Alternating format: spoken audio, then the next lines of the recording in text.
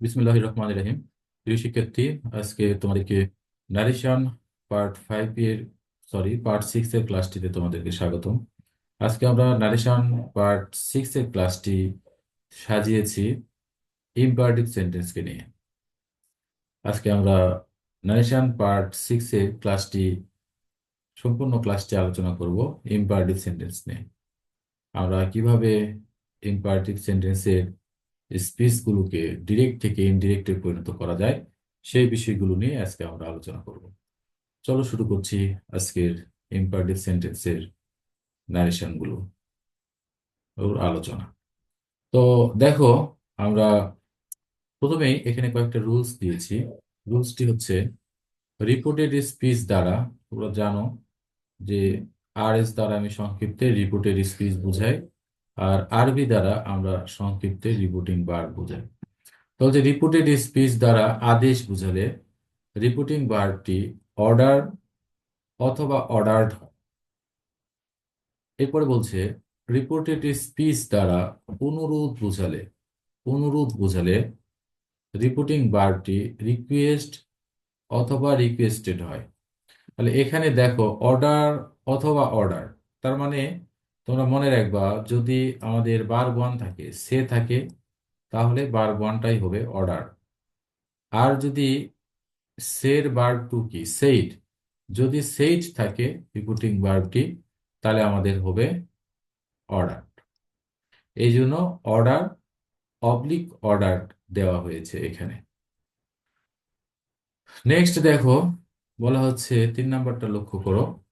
এখানে বলা হয়েছে রিপোর্টেড স্পিচ দ্বারা উপদেশ বুঝালে রিপোর্টিং ভার্বটি অ্যাডভাইস অবলিক অ্যাডভাইসড হয়। রিপোর্টেড স্পিচ দ্বারা নিষেধ বুঝালে রিপোর্টিং ভার্বটি ফরবিট অবলিক ফরবেট হয়। ঠিক আছে? তাহলে আমাদের নিয়ম দাঁড়ালো এখানে 4টি। এই 4টা প্রাথমিক নিয়ম। ঠিক আছে? আর তোমরা অ্যাসার্টিভ সেন্টেন্সে দেখেছো ইনভার্টেড কমা উঠে গিয়ে ড্যাট হয়। ইন্টারোগেটিভ সেন্টেন্সে তোমরা দেখেছো ইনভার্টেড কমা উঠে গিয়ে ডব্লিউ ওয়ার্ড, অথবা তোমার অনেক সময় ইনভার্টেড কমা উঠে গিয়ে ইভ হয়। এখানে লক্ষ্য করো ইনভার্টেড কমা উঠে গিয়ে এখানে ট্রু হয়।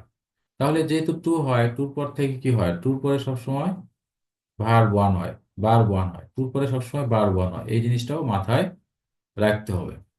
আর বাকি যে রুলস গুলো রয়েছে সেই রুলস গুলো অ্যাজ ইউজুয়াল আগের মতোই আমাদেরকে সেভাবে পরিবর্তন করতে হবে।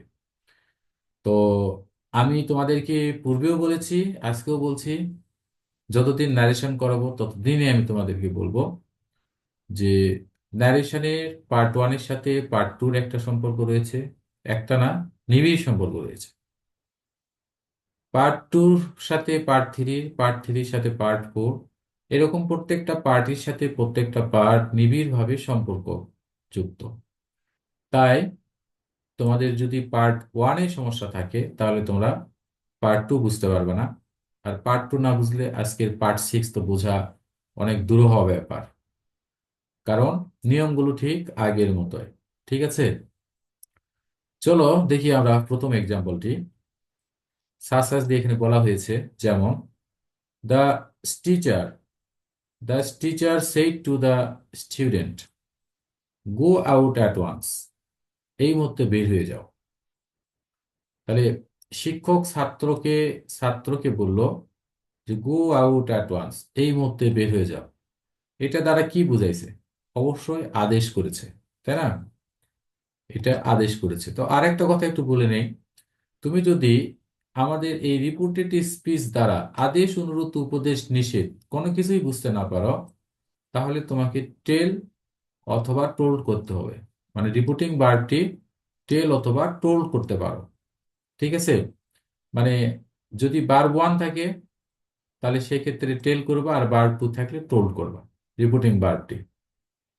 তো আমি এই টেল অথবা টোল্ড করার পক্ষে খুব একটা নয়। মানে কারণ আমরা যেমন টেল অথবা টোল সবগুলো, অনেক স্টুডেন্ট এরকম করে টেল অথবা টোল করে রাখে। হ্যাঁ, টেল অথবা টোল করে রাখে অনেক স্টুডেন্ট সবগুলোই। ঠিক আছে?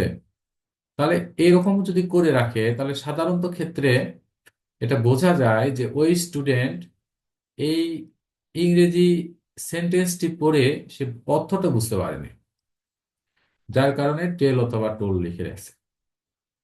এখানে খুবই সুস্পষ্টভাবেই বোঝা যাচ্ছে গো আউট অ্যাট ওয়ান্স, এটা অর্ডার করছে, এই মুহূর্তে বের হয়ে যাও। তাহলে এটা কি অর্ডার করছে। তাহলে আমার এখানে রয়েছে সেইড টু।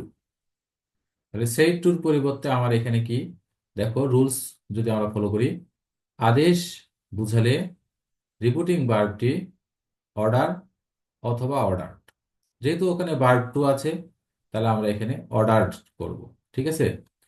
দেখো তাহলে আমরা করলাম এখানে order the student, comma inverted কমার পরিবর্তে টু বসবে, আর টুর পরে ভার্ব ওয়ান বসবে। তাহলে এই যে গো, ভার্ব ওয়ান বসলো, আউট অ্যাট ওয়ান্স। এই তো পরিবর্তন হয়ে গেল। ঠিক আছে? পরিবর্তনটা কিন্তু আমাদের এটা হয়ে গেল। আর এখানে যদি কোনো পার্সন থাকতো তাহলে আমরা পার্সনগত পরিবর্তন করতাম, যদি কোনো টেন্স থাকতো টেন্সগত আমরা পরিবর্তন করতাম। ঠিক আছে? তো তাসফিয়া বুঝতে পেরেছেন?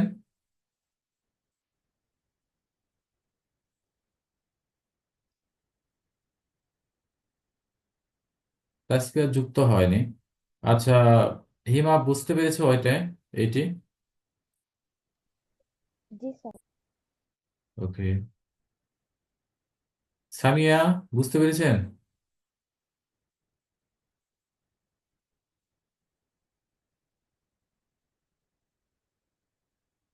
মানব, কোনো সমস্যা আছে কি এইটুকু বুঝতে এখানে? না স্যার। আশা করছি তোমরা সকলেই বুঝতে পেরেছো। এরপর ফলো করো আমাদের দ্বিতীয় এক্সাম্পলটি, দ্বিতীয় উদাহরণটি ফলো করো। সেইড টু, রিপিটিং ভার্ব আমাদের। রয় সেইড টু রোজ, রয় রোজকে বলল হেল্প মি, আমাকে সাহায্য করো। এই যে আমাদের রিপোর্টেড স্পিচ হেল্প মি, দেখো এটি দ্বারা কি বোঝাচ্ছে? সাহায্য যখন চায়, মানুষ তো তখন অনুরোধ করে। সাহায্য চাওয়া মানে কি অনুরোধ করা, কিন্তু তাই না? রিকোয়েস্ট বুঝাইছে। তাহলে আমাদের এখানে said to, said to verb to, তাহলে রিকোয়েস্টেড হবে।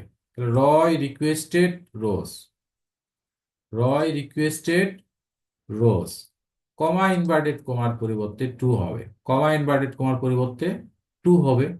আর টুর পরে কি হবে? টুর পরে ভার্ব ওয়ান, তাহলে হেল্প তো ভার্ব ওয়ানে, এই যে হেল্প। এখন এখানে রয়েছে মি, মিটা ফার্স্ট পার্সন, তাহলে সাবজেক্টকে যে ধরবে রয়কে যে ধরবে। তাহলে যদি রয়কে যে ধরে তাহলে মি প্রোনাউন, তাহলে রয়কে প্রোনাউন করো কি হবে? হি। আর এই যে হিটাকে অবজেক্ট করে দাও, কারণ মিটা তোমার অবজেক্ট, যার কারণে এখানে him. Roy requested Rose to help him. এইভাবে তাহলে আমাদের পার্সনগত পরিবর্তনগুলো সব জায়গাতে একই রকম, অ্যাসার্টিভ সেন্টেন্সেও যেমন, ইন্টারোগেটিভ সেন্টেন্সেও তেমন, ইম্পারেটিভ সেন্টেন্সেও একই রকম, কোনো পরিবর্তন নাই, একভাবেই পরিবর্তন করতে হবে। এরপর দেখো question number three. Father said to me, বাবা আমাকে বলল ডোন্ট রান ইন দা সান, রোদে দৌড়াদৌড়ি করিও না। তাহলে এটা কিন্তু আদেশও বুঝিয়েছে আবার নিষেধও বুঝিয়েছে। কিন্তু আমি তোমাদেরকে যেটা অ্যাডভাইস করব, যেহেতু এখানে নেগেটিভ আছে তাহলে এটাকে নিষেধ ধরে নাও। তুমি যদি এটাকে আদেশ ধরে নাও, ধরে নিয়ে এখানে এই যে ফরবেড দের জায়গায় যদি অর্ডার করো তাহলেও কোনো সমস্যা নেই, একটু পরিবর্তন হবে সেটা পরে বলে দিচ্ছি। তো আপাতত এটাকে আমরা নিষেধ ধরে নিলাম। অর্থাৎ আমি তোমাদেরকে বলবো যে যদি এখানে নেগেটিভ থাকে, ডন্ট দ্বারা শুরু হয়, তাহলে তোমরা সেটাকে নিষেধ ধরে নাও, এটা তোমাদের সুবিধা হবে। তাহলে আমরা সেইড টুর পরিবর্তে আমরা এখানে ফরবেট করলাম। সেইড টু ভার্ব টু, ফরবিডের ভার্ব টুটা হচ্ছে ফরবেট, ফরবেট করলাম। আর আমরা যে কমা ইনভার্টেড কমার পরিবর্তে, কমা ইনভার্টেড কমার পরিবর্তে এখানে টু বসালাম, তারপরে বার ওয়ান বসাতে হবে। এখন তোমাদের প্রশ্ন হতে পারে যে স্যার ডন্ট কোথায় গেল? এই ডন্টের কাজটা এখানে ফরবেটের মাধ্যমে হয়ে গেছে। ঠিক আছে? তাহলে বার ওয়ানটা হচ্ছে রান। রান থেকে শুরু করো, রান ইন দা সান। দেখো, ফাদার সেড টু মি, বাবা আমাকে বললো, ডোন্ট রান ইন দা সান, রোদে দৌড়াদৌড়ি করিও না। ঠিক আছে। আর আমি পরে পরিবর্তন করে যেটা করলাম, ইনডিরেক্ট করে যেটা বললাম, ফাদার ফরবেড মি, বাবা আমাকে নিষেধ করলো, টু রান ইন দা সান, রোদে দৌড়াদৌড়ি করতে আমাকে নিষেধ করলো। দুটি বাক্যের অর্থ কিন্তু একই রকমই থাকলো। আচ্ছা, এবারে দেখো, যদি এখানে আমি অর্ডার করতাম, মনে করো এখানে ফরবেড নেই, এখানে আমি অর্ডার করেছি, এখানে আমি এখানে আমি অর্ডার করেছি, তাহলে ফাদার অর্ডার্ড মি। এখানে এখানে এসে হতো, এই যে ডন্ট থাকার কারণে এখানে তখন হতো নট অর্ডার্ড মি, এখানে হতো not, not to run in the sun, not to run in the sun, এখানে তখন একটা নোট বসিয়ে দেওয়া লাগতো। তাহলে এখানে কিন্তু ভুল হওয়ার একটা অপরচুনিটি রয়েছে, কারণ আমাদের পরীক্ষার হলে কিন্তু মাথা আমাদের সবসময় হট থাকে। ঠিক আছে। সেই ক্ষেত্রে এখানে অর্ডার দিয়ে এখন ইনভার্টেড কমা তুলে দিয়ে টু রান ইন দা সান দিয়ে চলে গেলাম, তাহলে বাক্যের অর্থ পরিবর্তন হয়ে গেল। ঠিক আছে। দুটি বাক্যের অর্থ একরকম থাকবে না তো, আর ভুল তো তখন হবেই। এই জন্য আমি বলে দেই যে ডন্ট দ্বারা যদি শুরু হয়, এই যে ডন্ট দ্বারা যদি শুরু হয়, ডন্ট দ্বারা, তাহলে ফরবেট করবে, ফরবেট করবে। চলে এসো আমাদের কোশ্চেন নাম্বার 4। আমাদের এক্সাম্পল নাম্বার 4-এ বলছে, মাদার সেড টু মি, মা আমাকে বলল, ওবে ইউর টিচার, তোমার শিক্ষককে মান্য করো। তাহলে শিক্ষককে মান্য করার কথা বলছে, এটা অবশ্যই একটা উপদেশ দিয়েছে। তাহলে আমি এখানে এই যে সেইড টুর পরিবর্তে, সেইড টুর পরিবর্তে আমি এখানে উপদেশ যেহেতু বুঝেছে অ্যাডভাইসড করে নিলাম। তাহলে মাদার অ্যাডভাইসড মি, আমাদের এই যে কমা এবং ইনভার্টেড কমার পরিবর্তে আমরা এখানে টু করে নিলাম। টুর পরে বার ওয়ান হয়, তাহলে বার ওয়ান থেকে শুরু করো ওবে, এখানে হয়ে গেল ওবে।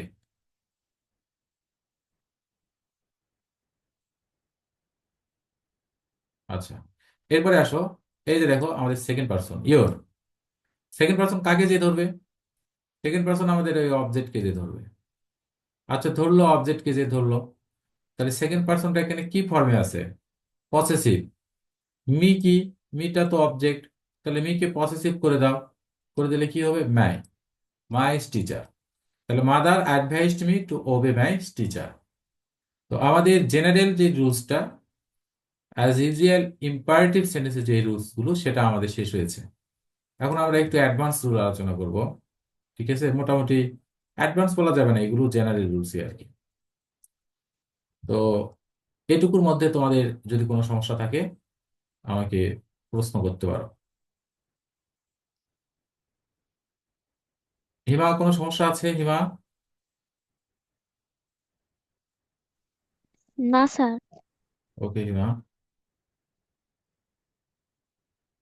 মানা, কোনো প্রশ্ন আছে?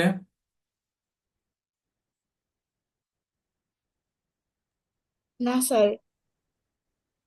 আচ্ছা, নেক্সট দেখো আমাদের রুল 5। রুল 5 এখানে বলছে, লেট দ্বারা প্রস্তাব বোঝালে নিচের স্ট্রাকচার অনুসারে ইনডিরেক্ট করতে হয়। যদি প্রস্তাব বোঝায়, তাহলে নিচে একটা স্ট্রাকচার রয়েছে, এই স্ট্রাকচার মোতাবেক আমাদেরকে ইনডিরেক্ট করতে হবে।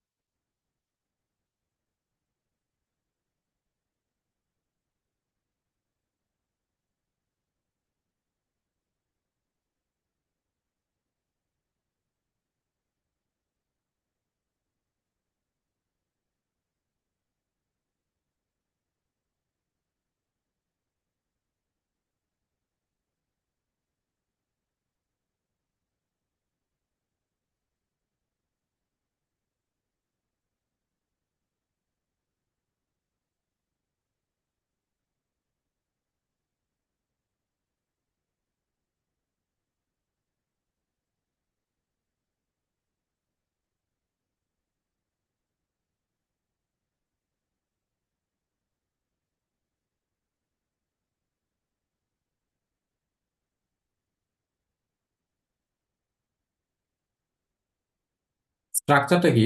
আগে আমরা স্ট্রাকচারটা দেখি, যেহেতু স্ট্রাকচারের কথাটা বলা হয়েছে।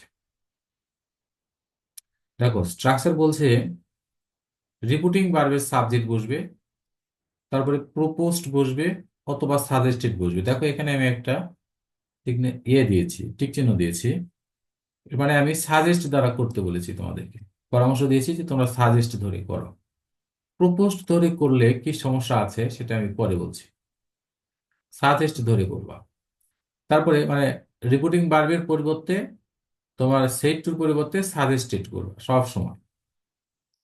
তারপরে রিপিটিং ভার্বের অবজেক্ট, হ্যাঁ। এরপরে বলছে লেটস এর পরের ভার্বের সাথে আইএনজি যুক্ত করে, যোগ করে শেষ পর্যন্ত। এইটা হচ্ছে আমাদের স্ট্রাকচার। তাহলে আমরা স্ট্রাকচার মতো বসাই এখানে। এটা আমাদের রিপিটিং ভার্ব, এই সেট টু আমাদের রিপিটিং ভার্ব। তাহলে আমাদের সাবজেক্ট প্রথমে বসালাম রয় এখানে, ভালো কথা। তারপরে দেখো সেট টুর পরিবর্তে আমরা এখানে সাজেস্টেড করলাম। আর লেট দ্বারা যে প্রস্তাব বুঝাইছে সেটা আমরা কেমন করে বুঝবো? যদি লেটের পরে আস থাকে,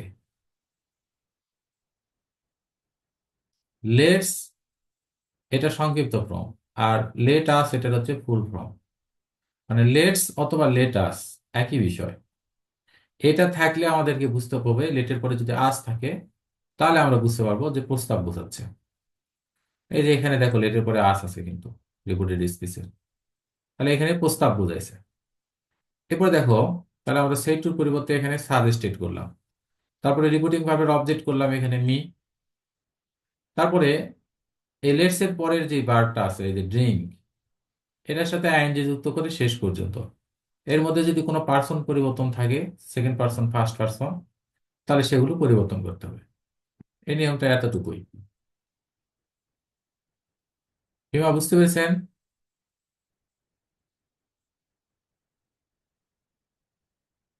জি স্যার। মানহা,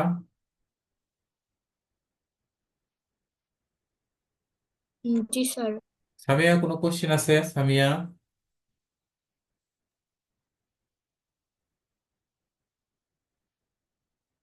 সামিয়ার কি কোনো কোশ্চেন আছে? কোশ্চেন নাই সামিয়ার। আচ্ছা, ঠিক আছে। তাহলে আমরা শুরু করছি। পরের এক্সাম্পলটা আমরা স্টার্ট করছি। এটা আর একবার আমি বলে দিই। নিয়মটা আমাদের নিয়মটা আমাদের দাঁড়ালো এই যে সেই টুর পরিবর্তে আমরা এখানে সাজেস্টেড করব। তারপরে আর এখানে কিন্তু কমা, ইনভার্টেড কমাতে ড্যাট বসানো, এই অপশনগুলো কোনো কোনো কিছু নাই। তারপরে সোজাসুজি লেটস এর পরের ভার্বের সাথে আইএনজি যুক্ত করে শেষ পর্যন্ত। এটাই হচ্ছে নিয়ম।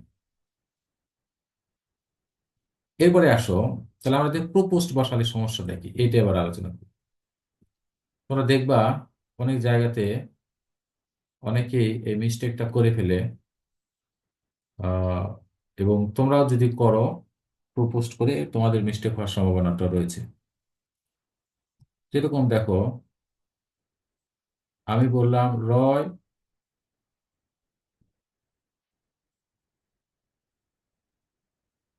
প্রপোজড রোজ, আর রয়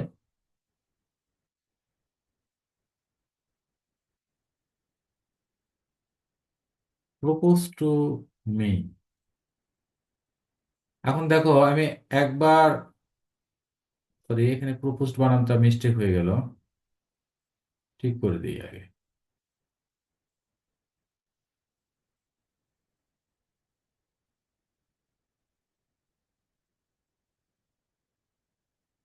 এই দেখো প্রপোজড। তাহলে এখানে এখানে সিস্টেমটা দেখো, যে আমি বললাম রয় প্রপোজড রোজ, আবার বললাম রয় প্রপোজ টু মি। তাহলে যখন আমরা প্রপোজড বসাবো তখন মনে রাখতে হবে আমার অবজেক্টটা, রিপিটিং ভার্বের আমাদের এই অবজেক্টটা যদি নাউন হয় তাহলে বলবে প্রপোজড, আর যদি এই অবজেক্টটা প্রোনাউন হয় তাহলে বলবে প্রপোজ টু। তাহলে দুটো জিনিস আমাদের কিন্তু মনে রাখতে হবে এখানে। আর আমরা সাজেস্ট দ্বারা করলে আমাদের এটা মনে রাখতে হবে না। এখন তোমরা যদি মনে রেখে করতে পারো প্রপোজ দ্বারা করো, আর না পারলে সাজেস্ট দ্বারা করবা। কি মানা, বুঝতে পেরেছো? জি স্যার। আচ্ছা, এবারে আসো রুল 6। আমাদের রুল 6 এটি শেষ রুলস ইম্পারটিক সেন্টেন্সের। এখন দেখো এখানে বলছে লেট দ্বারা প্রস্তাব না বোঝালে নিচের স্ট্রাকচার অনুসারে ইন্ডিকেট করতে হয়। যদি প্রস্তাব না বোঝায়, যদি প্রস্তাব না বোঝায় তাহলে লেটের পরে আস থাকবে না। লেটের পরে আস থাকবে না, শুধু লেট থাকবে। তাহলে বোঝাতে হবে যে প্রস্তাব বোঝায়নি।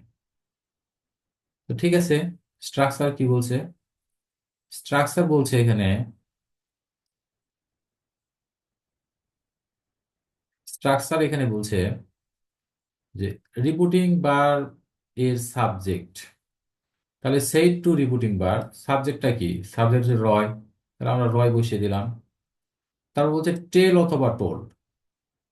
তাহলে আমরা টেল করবো না টোল করবো? সেই টু যেহেতু ভার্ব 2, তাহলে আমরা টোল করব, ভার্ব 2 করবো, টোল্ড হচ্ছে ভার্ব 2। তারপরে কি বলছে রিপুটিং ভার্বের অবজেক্ট। রিপুটিং ভার্বের অবজেক্ট কি? মি, সেই মিটা বসিয়ে দিলাম।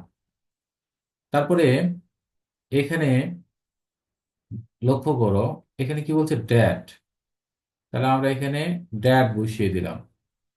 ঠিক আছে, এখানে একটু প্রিন্টিং মিস্টেক আছে, ঠিক করে দেই।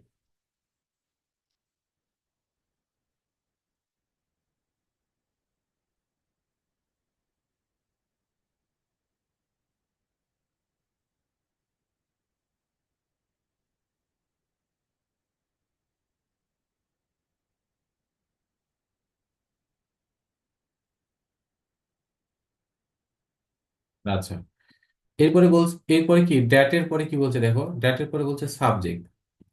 তাহলে আমাদের এখানে এখানে কি আছে? হিম আছে, তাই না? আমরা তো প্রোনাউনটাকে সাবজেক্ট হিসেবে বসাবো, নাউন প্রোনাউনকে। তাহলে এখানে প্রোনাউন আছে, এটাকে সাবজেক্ট করতে হবে। তাহলে এইটি, হিম তো থার্ড পারসন, তাহলে থার্ড পারসন তো কাউকে ধরবে না, সাবজেক্ট কেউ ধরবে না, অবজেক্ট কেউ ধরবে না। তাহলে হিমকে সাবজেক্ট করে দাও। হিমকে সরাসরি হিমকে সাবজেক্ট করলে কি হয়? হি। তাহলে আমি এখানে হি বসিয়ে দিলাম। তারপরে এখানে কি বলছে? ম্যাইট। ম্যাইট বসিয়ে দিলাম ভার 1 থেকে শেষ পর্যন্ত। এই যে ভার 1টা এখানে বসিয়ে দিলাম। এখন প্রশ্ন হচ্ছে, এখানে এখানে যদি এরকম থাকতো যে,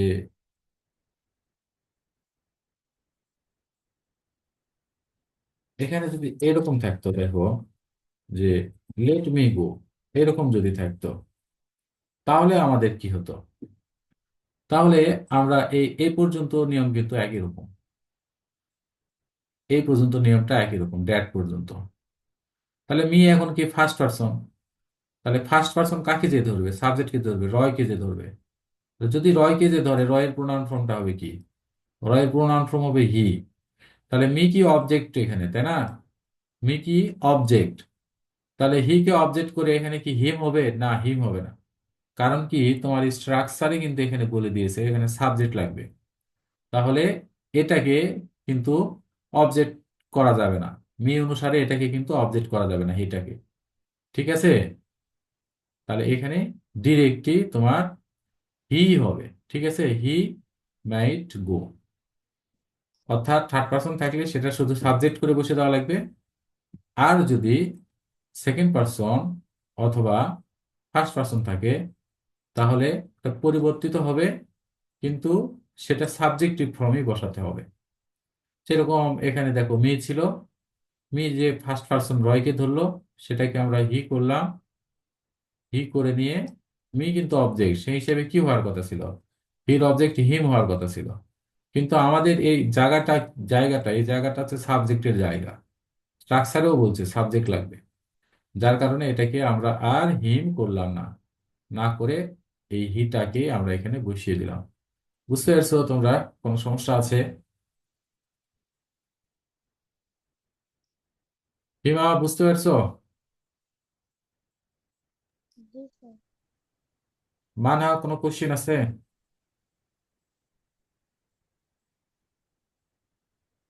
না স্যার। আচ্ছা, তাহলে এখন আমরা প্র্যাকটিস করতে পারি। হ্যাঁ, আমরা কিছু প্র্যাকটিস করি।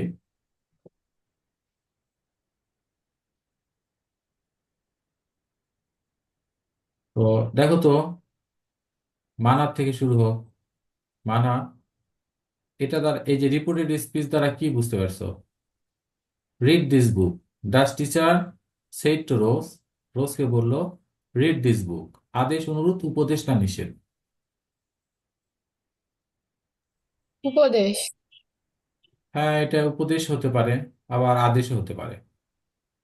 কিন্তু উপদেশ হিসাবে যদি পড়ো করো তাহলে কি হবে বলো তো?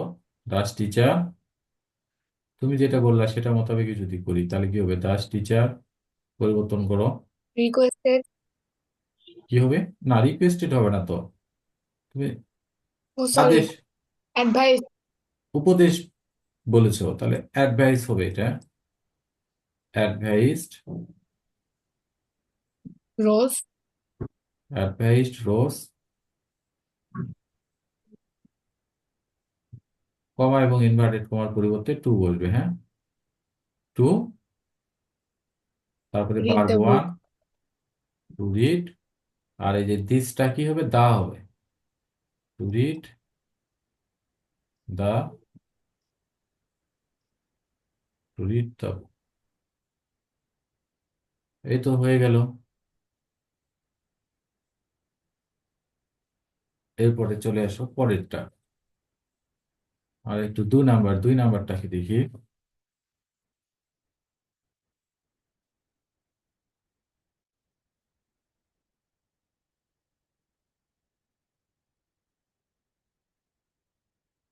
দেখো, 2 নাম্বার বলছে the manager said to the strikers. Manager অবরোধকারীদেরকে বলল রিজিউম ইওর ওয়ার্ক, তোমাদের কাজটি পুনরায় শুরু করো। তাহলে এটি দ্বারা আদেশ, অনুরোধ, উপদেশ না নিষেধ বুঝাইছে? হিমা বলো তো। বলছে যে তোমাদের কাজটি পুনরায় শুরু করো। রিজিউম ইওর ওয়ার্ক, ম্যানেজারও বলছে। বলো, আদেশ, অনুরোধ, উপদেশ অর নিষেধ, কোনটা বুঝিয়েছে?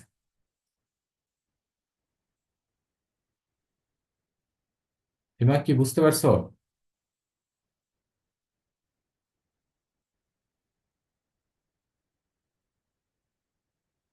আচ্ছা, আমরা দ্রুত সলভ করি। দেখো, আমাদের সেট টুটাকে পরিবর্তিত করতে হবে। রিজিউম ইওর ওয়ার্ক, ম্যানেজার অবরোধকারীদেরকে বলছে, তার মানে আদেশ করছে। তাহলে আমাদের রিপোর্টিং ভার্বটা পরিবর্তিত হয়ে হবে কি? Order, order. আর এখানে কমা এবং ইনভার্টেড কমার পরিবর্তে হবে টু। তারপরে শুরু করো রিজিউম। রিজিউম, ইওরটা কি? Second person. সেকেন্ড পারসন কাকে ধরবে? অবজেক্টকে ধরবে। দা স্ট্রাইকার্স। তাহলে দা স্ট্রাইকার্স, এটা অনেকজনকে বুঝাইছে, তাহলে এটা হবে কি? দে। তাহলে এই যে দে, তাহলে আমরা এখানে বললাম,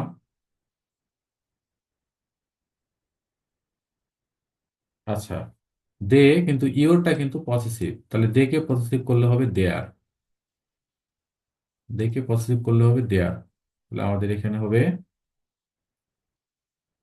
two resume their, to resume their work. তাহলে the manager ordered the strikers to resume their work. আশা করছি তোমরা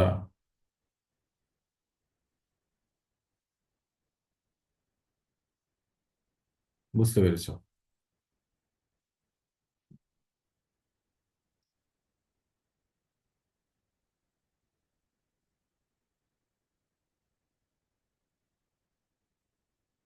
এখানে দেখো, said to, Roy said to Rose leave at once, এই মুহূর্তে চলে যাও। লিভ অ্যাট ওয়ান্স, রয় রোজকে বললো লিভ অ্যাট ওয়ান্স, এই মুহূর্তে চলে যাও। আদেশ বুঝাইছে। তাহলে আমরা সেইড টুর পরিবর্তে এটাকে করব অর্ডার। রয় অর্ডার রোজ, কমা ইনভার্টেড কমার পরিবর্তে আমরা এখানে টু বসাবো। আর বার ওয়ান থেকে শেষ পর্যন্ত, তাহলে লিভ থেকে শুরু করে আমরা শেষ পর্যন্ত বসিয়ে দিব যে লিভ অ্যাট ওয়ান্স। নেক্সট চলে আসো, আমরা যদি সলভ করি।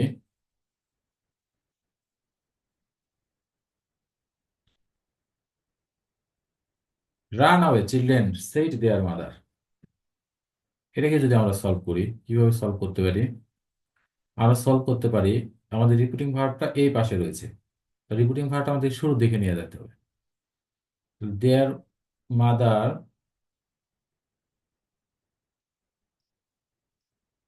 দেয়ার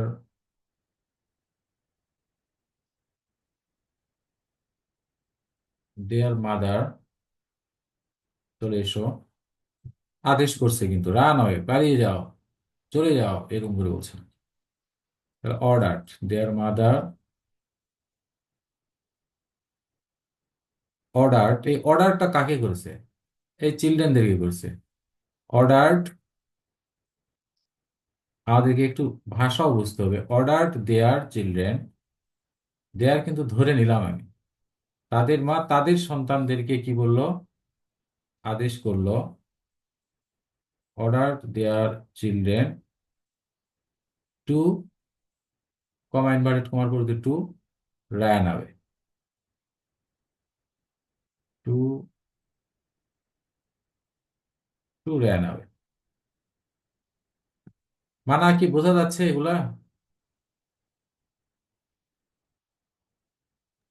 জি স্যার। সমস্যা হচ্ছে কঠিন কি আসলে? অ্যাকচুয়ালি খুবই কঠিন এগুলা।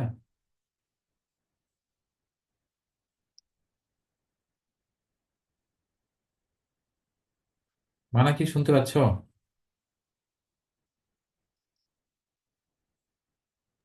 জি স্যার বলেন। বলছি খুবই খুবই কি কঠিন এগুলো? না সেরকম কঠিন না। কঠিন না মানে এগুলো প্র্যাকটিস করতে হবে অনেক। প্র্যাকটিস করলে এগুলো সহজে মনে হবে, আর প্র্যাকটিস না করলে কঠিন থাকবে এগুলো।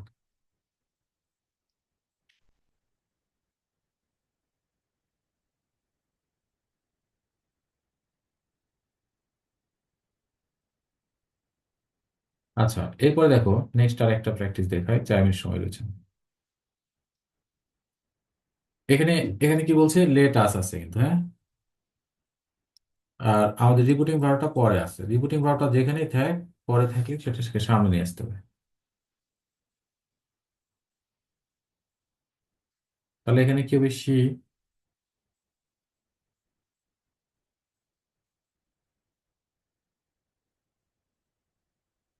She suggested.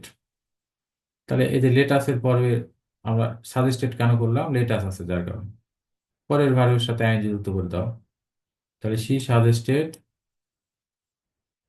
Suggested waiting, sorry, waiting. Here থাকলে কি হয়? দেয়ার হয়, ওয়েটিং দেয়ার।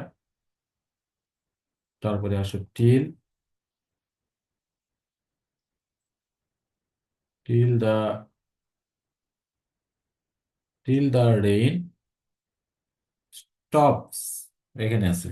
তাহলে স্টপস কি? ভার্ব ওয়ান, তাহলে তার ভার্ব টু করে দিতে হবে, টিল দা রেইন স্টপ।